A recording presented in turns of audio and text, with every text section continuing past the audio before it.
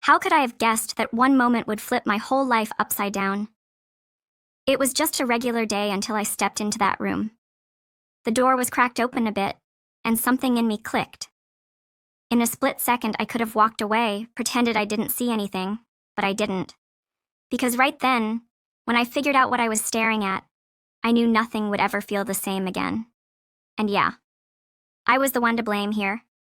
I started it, and I didn't put a stop to it either. Mark was out at his job, and the house was dead quiet, except for some soft sounds drifting down from upstairs. Ethan was up in his room.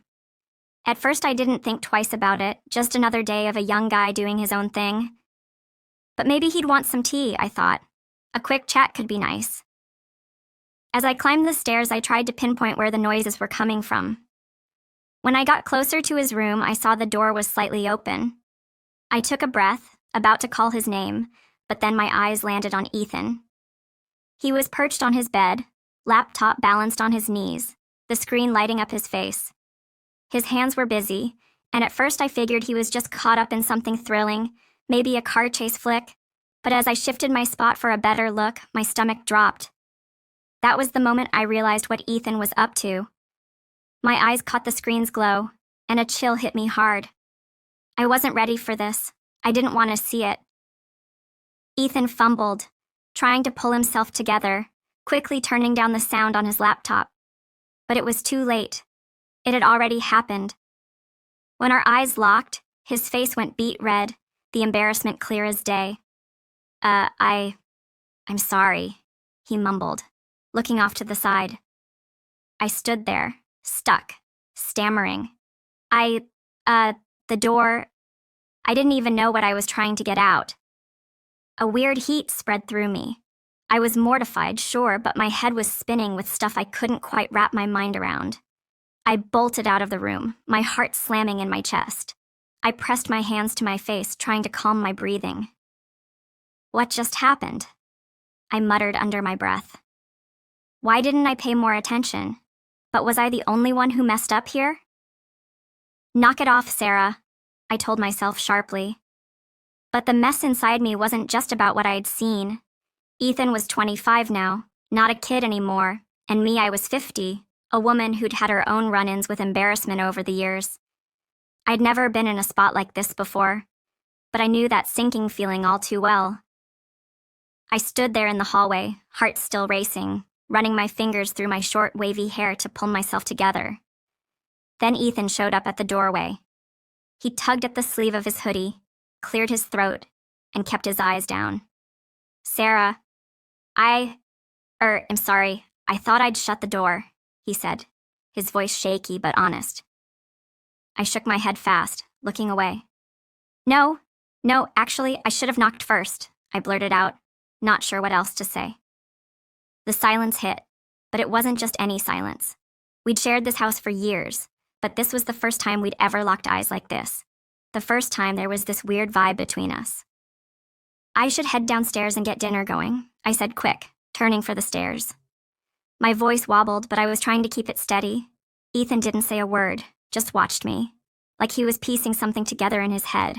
Before things started shifting between Ethan and me, don't forget to hit that subscribe button, turn on notifications, and stick with this story. I promise it's going to heat up. That night we didn't talk, no texts, no glances, not even a pass the salt. But that quiet? It screamed that things were different now. At dinner, we sat at the same table, but we couldn't meet each other's eyes. The only noise was the clink of forks on plates. We both knew we had to say something to cut the awkwardness. But how? 1-2s. That night passed. Then the next day, and the one after. Everything looked normal on the outside, but it wasn't. Our silence just made the tension thicker. Then one afternoon, Ethan plopped down next to me. I could see he was nervous, but he clearly wanted to smooth things over. Sarah, about the other day, I'm really embarrassed. I'm sorry. I don't want this to mess us up, he said, his voice edgy but real. I took a deep breath. No matter how weird this was, I had to put him at ease. I smiled a little, shrugged and said, "Oh, Ethan, trust me. I've had my share of awkward moments over the years. I tossed out a couple of my own stories, and his grin softened a bit, the tension in his face easing up. For a second, it felt like the air cleared between us, but deep down, I wasn't so sure. I could tell nothing had really settled, even though it seemed like things were smoothing out. That talk we had, it wiped away every line between us, and I could feel it. Things were about to get way more intense. Ethan let out a quiet laugh, dropping his eyes to the table. "Guess we're even now," he said under his breath. I raised an eyebrow and turned to him. "What's that supposed to mean?" I asked, curiosity sneaking into my tone. For a second, his face changed, like he'd just spilled something he couldn't take back. He scratched the back of his neck, pausing, but he'd already opened the door. He had to keep going. He took a deep breath, looked off to the side, and mumbled, "I've caught you the same way before. You just didn't know it." It hit me like a jolt. I froze. "What?" I whispered, his words sinking in heavy. Ethan's face was red, but he pushed on. I never said anything because I was too embarrassed, but I never forgot it. It was my little secret, something I couldn't shake. My heart was racing, and a weird warmth spread through me, that odd feeling telling me everything had shifted. Ethan's words weren't just him coming clean. They smashed every boundary we'd had left. I looked at him, he looked back, and by then we both knew this wasn't just a casual chat. The room felt heavier, like the air itself had changed. From that day on, nothing was the same. There'd always been this gap between us before, an unspoken line keeping us separate.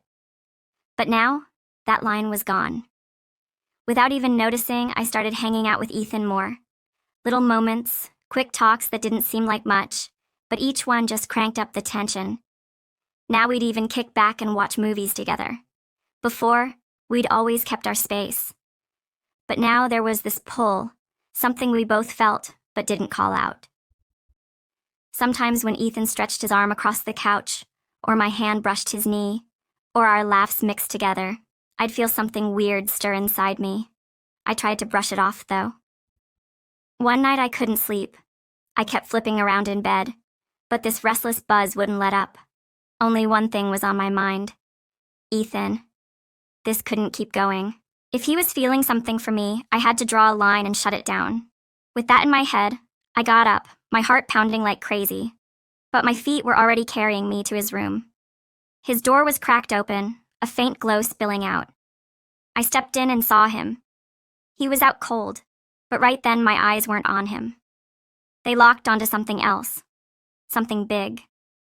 My breath hitched, and my body locked up. Seeing him like that set off a storm inside me. I shouldn't have seen it. I should have turned around right then, but I didn't. I stood there for a few seconds, trying to figure out what was hitting me.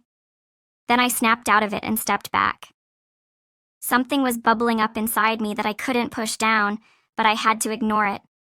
I went back to my room, lay down, but nothing felt right anymore.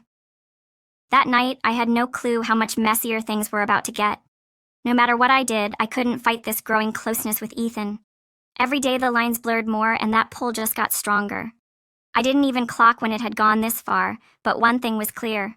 Turning back wasn't an option anymore. Then Ethan came home one night totally out of it. The door banged, stuff got knocked over. The noise could have woken Mark, but I knew Mark slept like a rock. I jumped out of my room quick and went to Ethan. I didn't even have time to fix my oversized tea before I was right next to him. His eyes were hazy, and a small grin tugged at his lips. "Sarah, are you real?" He slurred, his voice thick but genuine. I took a deep breath and grabbed his arm.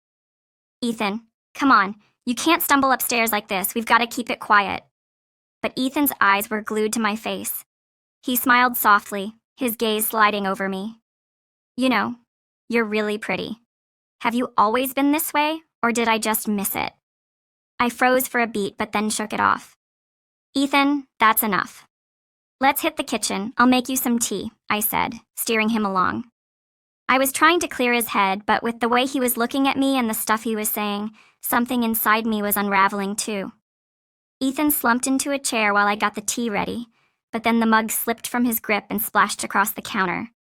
"Ah, Ethan, watch it," I whispered, grabbing a towel to clean it up. He just grinned faintly. "Were you always this nice?" I rushed to clean up the kitchen. We couldn't stick around there any longer. Mark was asleep upstairs, and with Ethan in this shape, we couldn't risk more noise. "All right, we're heading up, but keep it down," I warned, hooking my arm around his and steering him toward the stairs. 1-1s. When we got to his room, his steps got even shakier. He needed to swap out his clothes, but he was too far gone to manage it himself. At first I thought about stepping out, but when I saw him fumbling with his jacket, I stepped in to help.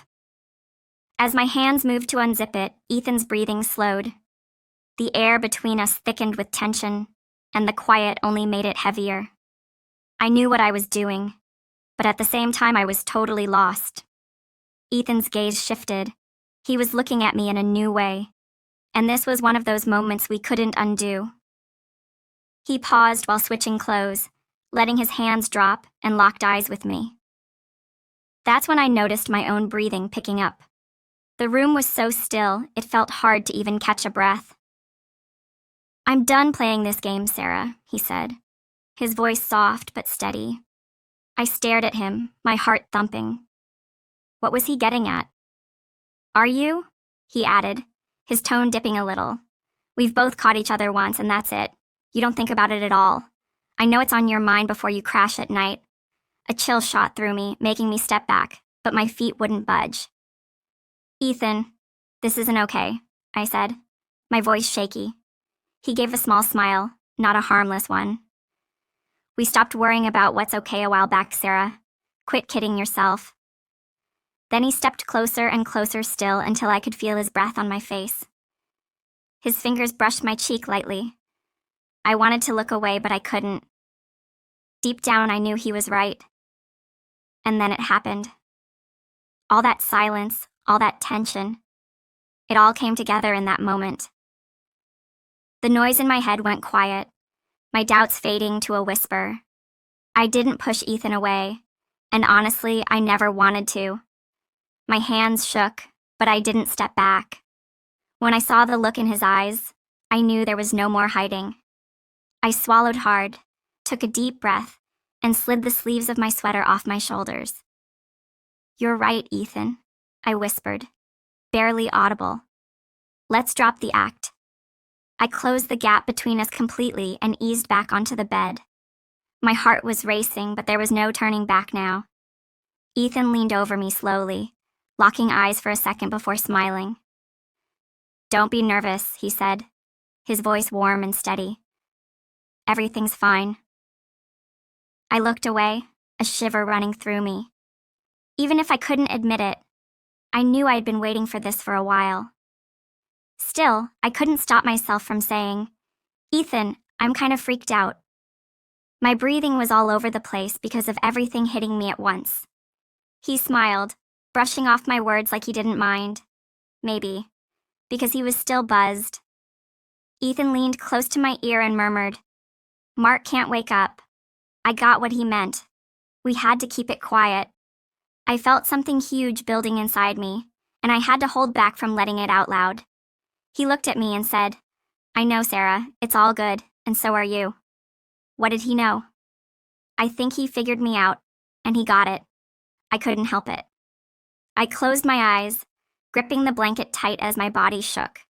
I clapped a hand over my mouth to stay quiet. Ethan was so out of it he didn't care about anything. That vibe, mixed with everything else, was getting to me too.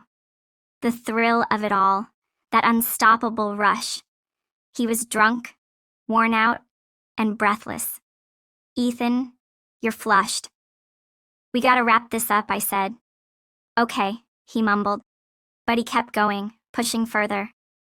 I felt another wave hit me and I stopped caring about anything. I wasn't even myself anymore. I shut my eyes and said, "Whatever you want, Ethan, whatever you want." He must have liked that because he let loose completely. It was overwhelming. The heat inside me was too much. I quickly got Ethan settled in his bed, tucked him in, and locked his door. I needed a quiet shower to unwind. I had no clue what was coming next. What had just gone down? I thought it over in the shower, feeling jittery and on edge, but by the time I stepped out, my head was clearer. Oddly enough, I felt calm. I couldn't even be mad at myself. My body was as chilled out as my mind. I got dressed quietly, slipped into bed, and crashed like nothing had happened. But the truth? This was just a wild, reckless moment, a burst of crazy desire. Nothing's ever that simple, though, and this wasn't going to stay that way either. It didn't end here. It couldn't. Bigger, heavier stuff went down later, and eventually Mark was going to figure it all out. This story's not done yet. Make sure to follow and subscribe so you don't miss what's next. Turn on notifications and drop a comment. It keeps you in the loop for these stories. Your support means a ton. And if you've stuck around this far, thanks for hanging out.